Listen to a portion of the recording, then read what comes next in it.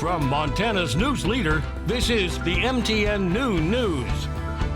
Good afternoon, everyone. Thanks for joining us on your MTN Statewide News this Monday. I'm Jeanelle Slade. Well, today, state health officials report 423 new confirmed COVID-19 cases across Montana and another death. This as Yellowstone County faces the highest numbers in deaths, prepares to move back to tighter restrictions for residents, restaurants, and other local businesses. Well, Yellowstone County reports its 74th death today of the 219 people who have died from COVID-19 related illness across Montana. The county now has 1,487 active cases, followed by Flathead County with 1,071. Now, Flathead reports the most new cases today at 94. Overall, Montana has more than 6,700 active cases and more than 12,300 recoveries. Well, today, the Yellowstone County Health Officer will announce new restrictions. Expected changes include a group gathering limit of 25 people. Bars and restaurants will be capped at 50% capacity. And if they serve alcohol, they'll have to close at 10 p.m.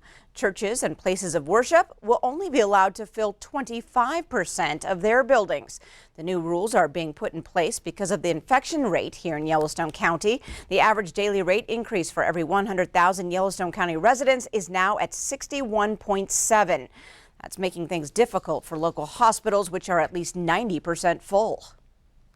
If we continue at this pace, we're expecting in the next 2 to 4 weeks 150 to 200 more hospitalizations. This is our reality. Billings Clinic, and I know our partner SCL St. Vincent's, we're not going to shut down, but the reality is we're stretched. The restrictions and more details will be officially announced at 2 p.m. on a press conference today. If you live in Yellowstone County, you can watch it live on KTVQ or on the Q2 Facebook page. Well, fresh off Saturday's final U.S. debate against incumbent Steve Daines, Governor Steve Bullock was campaigning in Missoula Sunday with Secretary of State candidate Bryce Bennett. The event garnered nearly 100 spectators, all in masks at Kiwanis Park. With the election only 23 days away, Bullock encouraged those in the crowd to vote early and said the best thing an undecided voter can do is to look at his track record. And if you want to know what I'll do, look at what I've done. I've brought Democrats and Republicans together to both make sure that we have access to health care, invest in education, creating before COVID one of the best economies actually in our country as far as economic growth.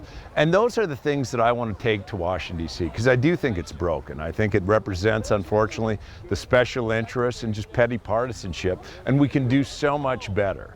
And that's exactly why I'm doing this and why it matters to Montana. Now, the Crow tribe is dealing with a high number of COVID-19 infections, yet received $0 in coronavirus relief funds from the state. Now, 7 other Montana tribes did. And now Chairman A.J. Not Afraid claims the Crow tribe was left out because he endorsed Republicans for the 2020 election.